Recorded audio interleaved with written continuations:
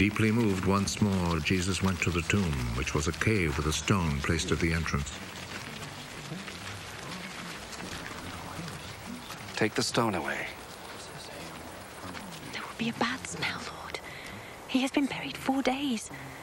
Didn't I tell you that you would see God's glory if you believed?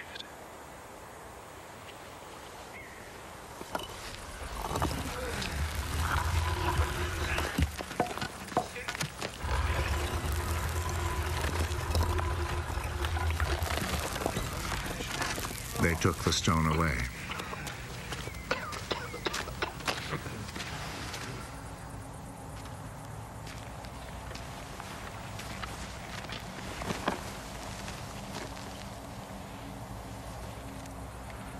Jesus looked up. I thank you, Father, that you listened to me. I know that you always listen to me. But I say this for the sake of the people here, so that they will believe that you sent me.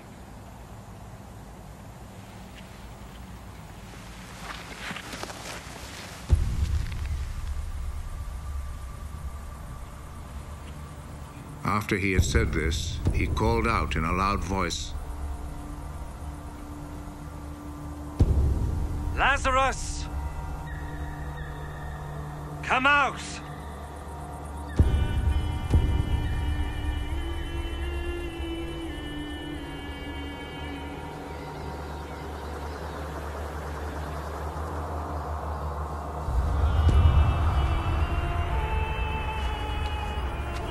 He came out.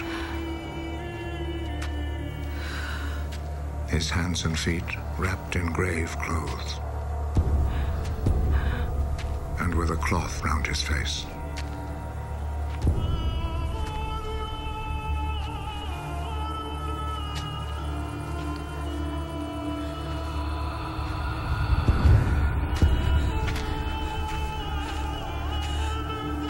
Untie him and let him go.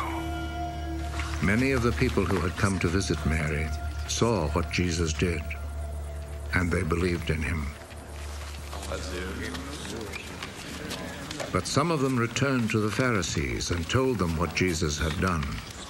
So the Pharisees and the chief priests met with the council and said, "What shall we do?" Look at all the miracles this man is performing. If we let him go on in this way, everyone will believe in him. The Roman authorities will take action and destroy our temple and our nation.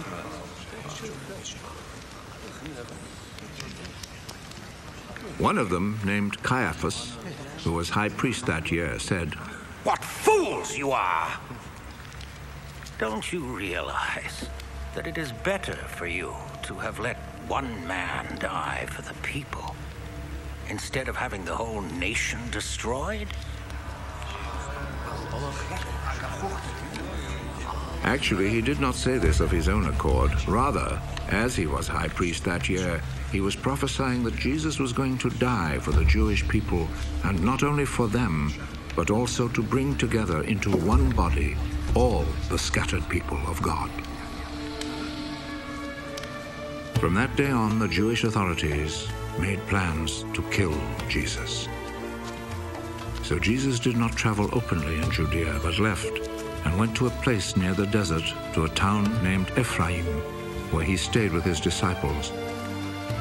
The time for the Passover festival was near, and many people went up from the country to Jerusalem to perform the ritual of purification before the festival. They were looking for Jesus, and as they gathered in the temple, they asked one another, "What do you think? Surely he will not come to the festival, will he?" The chief priests and the Pharisees had given orders that if anyone knew where Jesus was, he must report it, so that they could arrest him.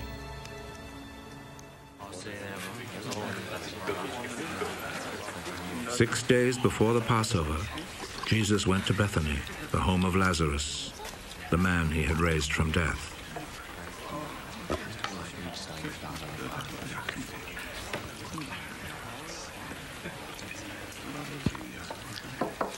They prepared a dinner for him there, which Martha helped serve. Lazarus was one of those who were sitting at the table with Jesus.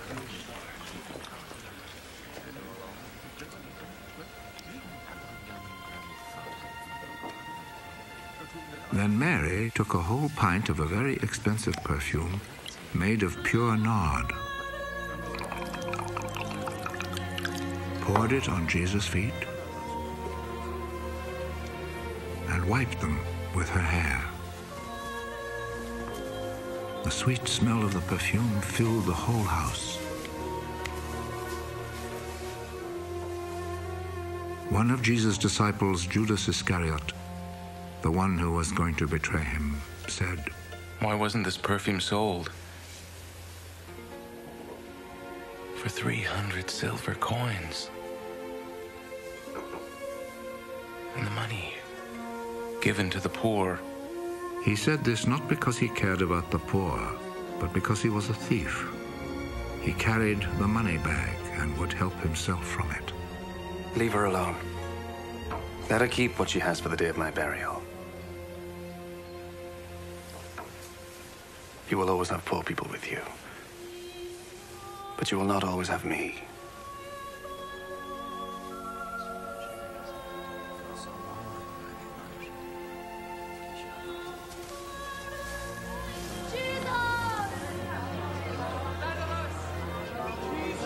A large number of people heard that Jesus was in Bethany, so they went there, not only because of Jesus, but also to see Lazarus, whom Jesus had raised from death.